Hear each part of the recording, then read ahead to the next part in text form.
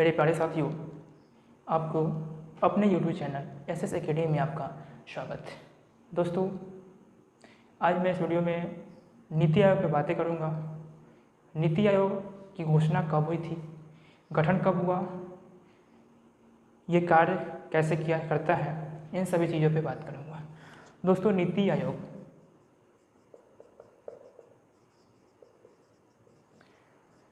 तो पहले जान लें कि ये नीति का फुल फॉर्म क्या होता है। तो नीति का फुल फॉर्म होता है national institution for transforming India. National institution for transforming India, इसकी घोषणा कब हुई थी? तो घोषणा हुई थी 15 अगस्त 2014 को। लेकिन इसका स्थापना कब हुआ? गठन स्थापना किया गया था 1 जनवरी 2015 को। ठीक है, घोषणा कौन किए थे? तो तत्कालीन प्रधानमंत्री नरेंद्र मोदी थे। उन्होंने ही इसकी घोषणा किया था कि अगले 1 जनवरी 2015 से जो है वो योजना आयोग के जगह पे नीति आयोग चलेगा। तो ये किसके जगह पे आया? तो योजना आयोग के जगह पे, योजना आयोग के स्थान पर आया। ठीक, अच्छा, अब इसके आगे बात करते हैं इसका संरचना कैसा है। तो संरचना की बात करें तो गैर संवैधानिक है। संरचना कैसा है? गैर संवैधानिक है। इसके अध्यक्ष की बात करें, अध्यक्ष की बात करें तो अध्यक्ष पदेन प्रधानमंत्री होते हैं, पदेन प्रधानमंत्री, और उपाध्यक्ष जो हैं पीएम द्वारा नियुक्त। ठीक है, वो अध्यक्ष जो है वो पदेन प्रधानमंत्री होते हैं और उपाध्यक्ष जो है वो प्रधानमंत्री के द्वारा नियुक्त किए जाते हैं। ठीक है, इसमें सदस्य भी होते हैं, सदस्य की संख्या 4 होती है। पूर्णकालिक सदस्य भी होते हैं, सदस्य के अलावा पूर्णकालिक सदस्य और अंशकालिक सदस्य।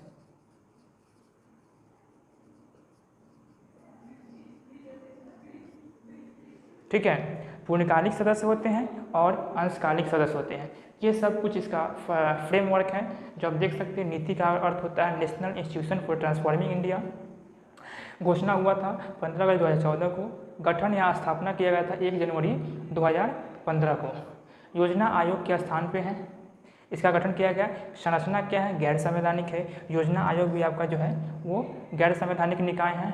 अध्यक्ष पदेन जो पीएम होते हैं, उपाध्यक्ष पीएम द्वारा नियुक्त व्यक्ति को, सदस्य 4 होते हैं पूर्णकालिक, इसके अलावा पूर्णकालिक सदस्य और अंशकालिक सदस्य। इसके बाद बात करते हैं कि अब पहले अध्यक्ष कौन थे, पहले उपाध्यक्ष कौन थे और वर्तमान में कौन है। तो बात करते हैं पहले अध्यक्ष की।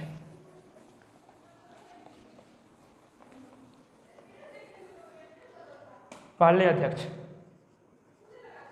प्रथम अध्यक्ष, तो प्रथम अध्यक्ष कौन थे? नरेंद्र मोदी। प्रथम अध्यक्ष कौन थे? प्रथम अध्यक्ष नरेंद्र मोदी थे। ठीक है, प्रथम उपाध्यक्ष की बात करें, प्रथम अध्यक्ष नरेंद्र मोदी। तो पहले अध्यक्ष नरेंद्र मोदी और पहले उपाध्यक्ष जो हैं वो अरविंद पनगड़िया। प्रथम उपाध्यक्ष अरविंद पनगड़िया। ठीक है, वर्तमान में अध्यक्ष, वर्तमान अध्यक्ष ये भी नरेंद्र मोदी है, क्योंकि वर्तमान में भी प्रधानमंत्री नरेंद्र मोदी ही है। परंतु वर्तमान उपाध्यक्ष जो है, वर्तमान अध्यक्ष प्रधानमंत्री नरेंद्र मोदी ही हैं और वर्तमान उपाध्यक्ष जो है वो राजीव कुमार है। ठीक है, वर्तमान उपाध्यक्ष कौन है? राजीव कुमार है। इसके बाद बात करते हैं सीईओ, प्रथम सीईओ। प्रथम CEO, जिसको कार्यकारी महानिदेशक बोला जाता है, तो प्रथम CEO थे सिंधु श्री खुल्लर। सिंधु श्री खुल्लर। और वर्तमान के CEO जो हैं, वर्तमान CEO है अमिताभ कांत। कौन है? अमिताभ कांत जो है वो वर्तमान CEO। तो प्रथम अध्यक्ष नरेंद्र मोदी, प्रथम उपाध्यक्ष अरविंद पनगड़िया, वर्तमान में अध्यक्ष नरेंद्र मोदी ही हैं, वर्तमान उपाध्यक्ष राजीव कुमार, प्रथम CEO सिंधु श्री खुल्लर और वर्तमान CEO अमिताभ कांत। इसके बाद बात करते हैं अंशकालिक सदस्य और पूर्णकालिक सदस्य की। 4 सदस्य थे, चारों सदस्य के बारे में बात करते हैं।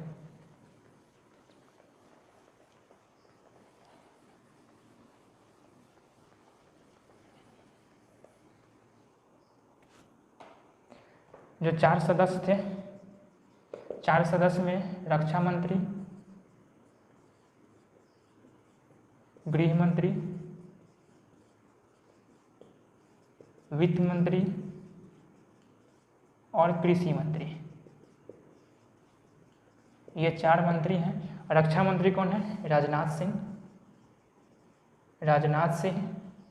गृह मंत्री कौन है? अमित शाह, अमित शाह मोटा भाई। वित्त मंत्री कौन है? निर्मला सीतारमण। और कृषि मंत्री कौन है? नरेंद्र सिंह तोमर, नरेंद्र सिंह तोमर। ये क्या है? कृषि मंत्री हैं नरेंद्र सिंह तोमर। सदस्य की संख्या कितनी होती है? तो सदस्य की संख्या 4 होती है। अब बात करते हैं पूर्णकालिक सदस्य। पूर्णकालिक सदस्य तो ये हैं आपको 3। कितने हैं? तो पूर्णकालिक सदस्य आपको 3 हैं। कौन कौन है? वीके सारस्वत, वीके सारस्वत, रमेश चंद्र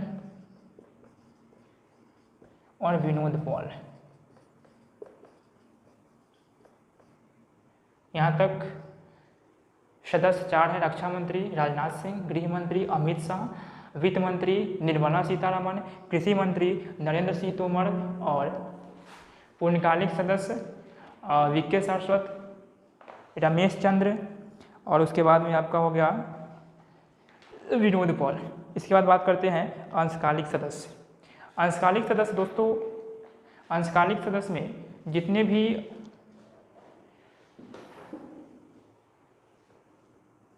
अंशकालिक सदस्य,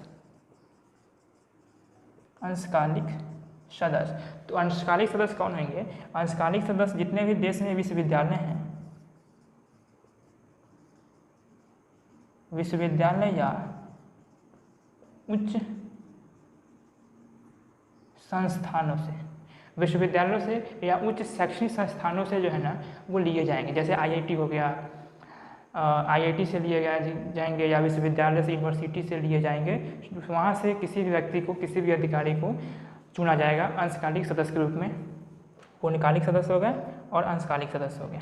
इसके बाद कुछ आमंत्रित सदस्य भी होते हैं, वो आवश्यकता अनुसार अध्यक्ष और उपाध्यक्ष की सहमति पे आमंत्रण किया जाता है।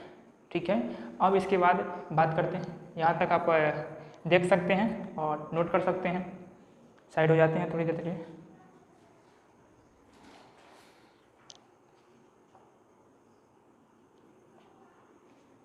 अब इसके बाद बात करते हैं गवर्निंग काउंसिल। नीति आयोग को चलाने के लिए गवर्निंग काउंसिल का भी गठन किया गया है। किसका गठन किया गया है? गवर्निंग काउंसिल का।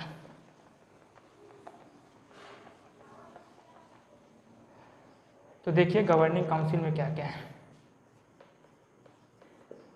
गवर्निंग काउंसिल, गवर्निंग काउंसिल के अंतर्गत क्या आते हैं? राज्यों के मुख्यमंत्री, राज्यों के मुख्यमंत्री और केंद्र शासित प्रदेश के उपराज्यपाल या प्रशासक। ठीक है, उपराज्यपाल या प्रशासक गवर्निंग काउंसिल हो गया। इसके बाद बात करते हैं क्षेत्रीय परिषद। क्षेत्रीय परिषद। तो क्षेत्रीय परिषद में भी संसदीय संबंधित क्षेत्र मतलब राज्यों, संबंधित राज्यों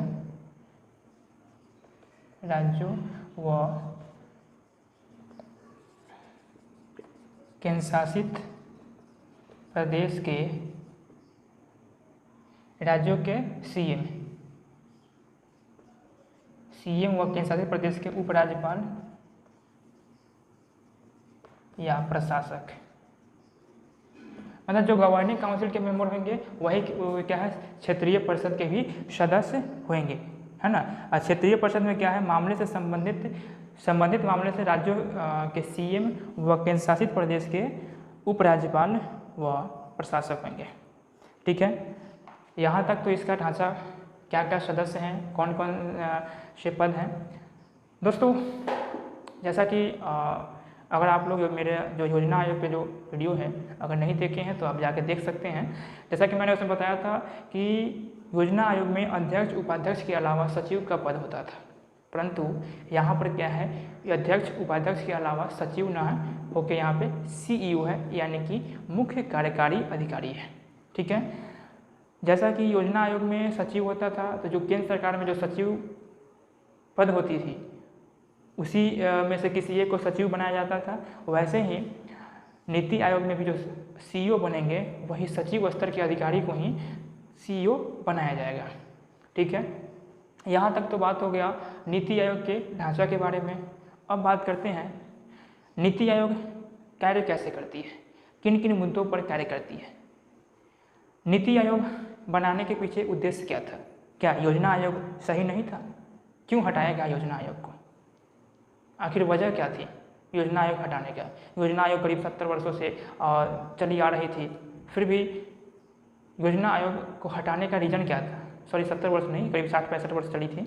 तो योजना आयोग को हटाने का रीज़न क्या था? इन सभी चीज़ों पे बात करते हैं। दोस्तों योजना आयोग का प्रारूप था योजनाओं का गठन करना, तो उसमें जो भी जिन योजनाओं के बारे में बात होगी उस पर केवल केंद्र सरकार ही हस्तक्षेप कर सकती है। कोई भी योजना लागू करना है तो उस पर योजना लागू करने का अधिकार केवल व केवल केंद्र सरकार को होता था, जिसके वजह से राज्यों से संबंधित कोई भी समस्याएं, क्योंकि प्रत्येक राज्यों में अलग अलग तरह की समस्याएं हैं, अलग अलग तरह की योजना लागू करने का प्रावधान करना चाहिए जो योजना आयोग में नहीं था। कोई भी योजना है तो उसके लिए आपको केवल केंद्र सरकार को ही अधिकार था, तो उसी को बदलने के लिए नीति आयोग लाया गया। नीति आयोग में क्या है कि आपको जो योजना बनेगा, कोई भी योजना या नीति बनाया जाएगा, उसमें केंद्र सरकार के साथ साथ राज्यों के सरकार से भी सहमति लेनी जरूरी है, विचार विमर्श करना होगा। विचार विमर्श करने के बाद ही किसी भी नीति पे काम आगे बढ़ेगा। ठीक है, उसके बाद जैसा कि योजना आयोग का कार्य था ऊपर से नीचे तक योजनाओं को प्रसारित करना। ठीक है, यानी कि विकास जो है ना वो उच्च स्तर से निम्न स्तर की ओर लाना था, परंतु अगर देश की विकास करना है तो ग्रामीण स्तर से विकास होना जरूरी है। अगर निचले स्तर से विकास नहीं होगा तब तक देश का विकास संभव नहीं है। तो इन सारी चीज़ों पे नीति आयोग लाने का मेन उद्देश्य यही था कि गरीब जो ग्रामीण स्तर का विकास है वो हो। तो क्या क्या कार्य है, इन कार्यों के बारे में मैं यहाँ नोट कर देता हूँ। करीब 4-5 कार्य हैं, सो जैसा कि मैंने बताया है उन सभी चीज़ों को लिख देता हूँ। तो दोस्तों ये करीब 5-6 बिंदु हैं जो नीति आयोग के द्वारा पूरे करने हैं। राष्ट्रीय उद्देश्य को प्राप्त करने के लिए राज्यों के साथ सहभागी भूमिका को बढ़ाकर सहकारी संघवाद को बढ़ाना। क्या करना है? सहकारी संघवाद को बढ़ाना है। उसके बाद ग्रामीण स्तर के विकास कार्य आरंभ करना। कहाँ से विकास शुरू करना है? तो ग्रामीण स्तर से, क्योंकि हमारा देश अभी भी 70%, 60 से 70% जो देश के लोग हैं वो ग्रामीण क्षेत्र में निवास करते हैं। जो जनसंख्या है वो ग्रामीण ही, इसलिए अगर देश का विकास करना है तो ग्रामीण स्तर से विकास करना आवश्यक है। इसके बाद देश में नवाचार व प्रौद्योगिकी को बढ़ाना, कृषि व उद्योगों में निवेश व तकनीक को बढ़ाना। क्या करना है, कृषि में और उद्योग में जो है निवेश भी करना है और तकनीक को भी बढ़ाना है। हमारे देश में इन दोनों मुद्दों पर बहुत ही स्थिरता है, इसके लिए कृषि और उद्योगों में निवेश व तकनीक दोनों को बढ़ाना है। इसके बाद देश में गरीबी और बेरोजगारी को समाप्त करना है। क्या करना है, देश में गरीबी व बेरोजगारी को समाप्त करना इसका उद्देश्य है। शिक्षा व स्वास्थ्य में सुधार, क्या करना है, शिक्षा में भी सुधार करना है और स्वास्थ्य में भी। विकास की प्रक्रिया से वंचित लोगों तक विकास पहुंचाना और make in India, Setu, digital India जैसे कार्यक्रम जो है ना वो ला करके और इन सभी आवश्यकताओं की पूर्ति करना। दोस्तों ये था नीति आयोग के कार्य। अब बात करते हैं नीति आयोग और योजना आयोग के बीच अंतर। यहीं पे साफ साफ दिख रहा होगा। योजना आयोग क्या था, वो पंचवर्षीय योजना बनाती थी, लेकिन नीति आयोग क्या है, वो पंचवर्षीय योजना नहीं बनाती है, ये एक वर्षीय योजना बनाती है। ठीक है, योजना आयोग योजनाओं के लिए वित्त का आवंटन करती थी, परंतु नीति आयोग जो है ना ये योजना के लिए वित्त मंत्रालय से पैसे का संग्रह करती है।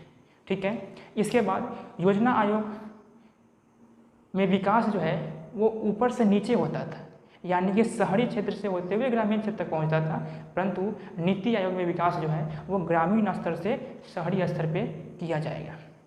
ये 3 अंतर हैं। उसके बाद योजना आयोग में केवल केंद्र सरकार की हिस्सेदारी थी, परंतु नीति आयोग में केंद्र व राज्य दोनों सरकारों की हिस्सेदारी है। केंद्र सरकार व राज्य सरकार दोनों के सहकारी संघवाद के द्वारा किसी भी नीति पर काम किया जाएगा, परंतु योजना आयोग में ऐसा था नहीं, उस पर केवल व केवल केंद्र सरकार का ही अधिकार था। तो ये कुछ 3-4 अंतर था योजना आयोग और नीति आयोग में। मुझे उम्मीद है कि यहाँ तक मैंने जो बताया आप लोगों के लिए बहुत ही लाभदायक बना रहा हो। तो अगर अच्छा लगे तो वीडियो को लाइक ज़रूर कीजिए, अगर चैनल पर नए हैं तो सब्सक्राइब करें और ऐसे जानकारी अपने दोस्तों के बीच शेयर ज़रूर करें। फिर मिलते हैं अपने नेक्स्ट वीडियो में पंचवर्षीय योजनाओं के साथ। तब तक के लिए धन्यवाद। जय हिंद।